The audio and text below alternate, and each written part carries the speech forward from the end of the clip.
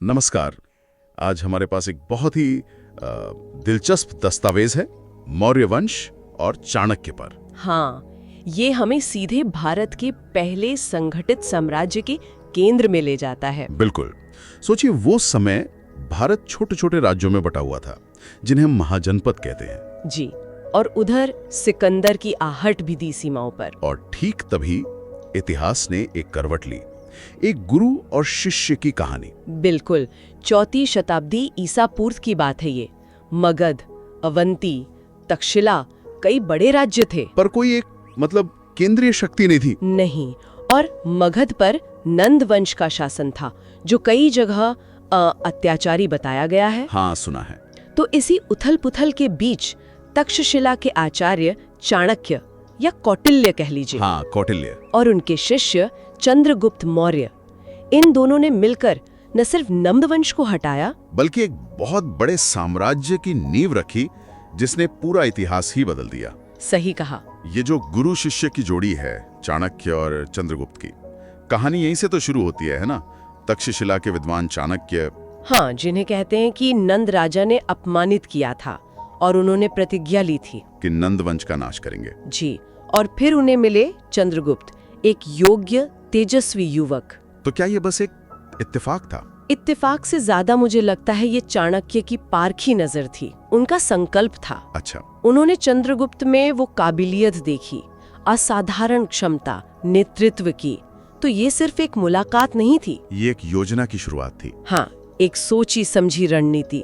चाणक्य ने चंद्रगुप्त को सिर्फ हथियार चलाना नहीं सिखाया, राजनीति, कूटनीति, अर्थशास्त्र, हर चीज में पारंगत किया। उन्हें एक सम्राट के तौर पर तैयार किया। पूरी तैयारी एक क्रांति की थी। बिल्कुल। और फिर वो हुआ जो शायद तब किसी ने सोचा भी ना हो, नंद वंश का खात्मा। जी, 321 ईसा पूर्व के आसपास मौर्य वंश की स्थापना हुई। और कहते हैं कि ये पहली बार था जब ताकत सिर्फ तलवार से नहीं बदली गई। हाँ, बुद्धि का, कूटनीति का बहुत बड़ा हाथ था। फिर ये साम्राज्य फैला, कितना फैला? अरे बहुत विशाल। उत्तर में हिमालय से लेकर दक्षिण में लगभग मैसूर तक पहुंच गया। और पश्चिम पूर्व में? पश्चिम में अफगानिस्तान, बलूचिस्तान, और पूर्व में बंगाल तक। ये सच में एक तरह से हम कह सकते हैं एकजुट भारत की पहली झलक थी। पर इतने बड़े और अलग अलग तरह के इलाकों वाले साम्राज्य को चलाना, ये सिर्फ तलवार से तो मुमकिन नहीं हुआ होगा। नहीं, बिल्कुल नहीं।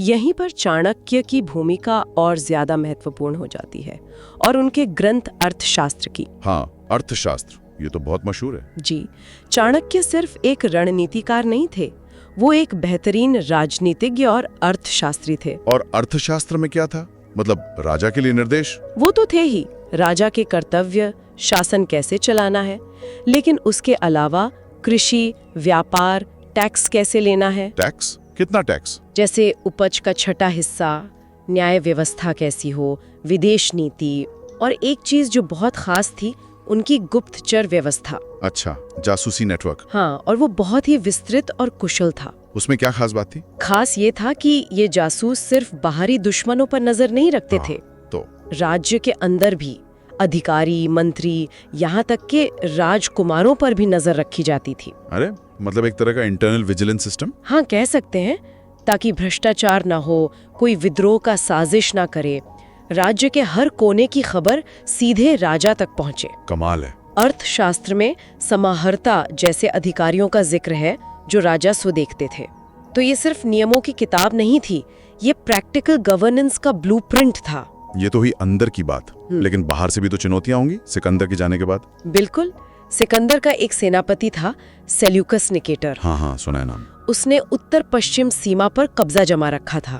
तो चंद्रगुप्त का उससे सामना हुआ? जी, युद्ध हुआ और उसमें सेल्यूकस हार गया। अच्छा, इसका नतीजा क्या निकला? ये जरूर महत्वपूर्ण रहा होगा। बहुत महत्वपूर्ण। एक संधि हुई जिसके तहत सेल्यूकस ने अपनी बेटी हेलेना की शादी चंद्रगुप्त से की, और हिंदुकुश पर्वत तक का एक बहुत बड़ा इलाका, जिसमें आज का अफगानिस्तान और बलूचिस्तान का काफी हिस्सा आता है, वो मौर्य साम्राज्य को सौंप दिया। बाप रे, इससे तो साम्राज्य और भी बड़ा और मजबूत हो गया होगा। हाँ, सीमाएं सुरक्षित हो गईं और मौर्य साम्राज्य उस वक्त दुनिया के सबसे शक्तिशाली साम्राज्यों में गिना जाने लगा।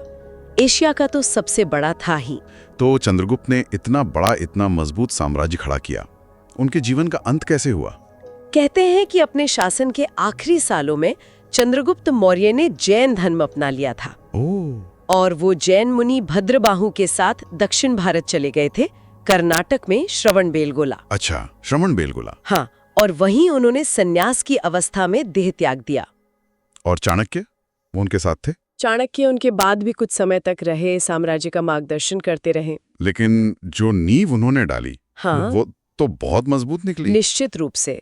चंद्रगुप्त और चाणक्य ने जिस प्रशासनिक और राजनीतिक ढांचे को बनाया वो इतना सॉलिड था कि आगे बिंदुसार और फिर सम्राट अशोक के समय में भी साम्राज्य खूब फला फूला। तो कह सकते हैं कि चंद्रगुप्त की तलवार और चाणक्य की बुद्धि, हाँ, इन दोनों के मेल ने भारत को पहली बार वो एकता दी, एक तरह की राष्ट्रीय पहचान। हाँ, एक राजनीतिक एकता, एक मजबूत शासन और राष्ट्र की जो एक शुरुआती चेतना होती है वो दी।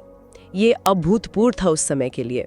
जब हम आज एक भारत की बात करते हैं, एक संगठित देश की, हाँ, तो क्या इसकी जड़ें कहीं ना कहीं उसी मौर्य काल में चाणक्य की उस सोच में मिलती हैं? बिल्कुल मिलती हैं।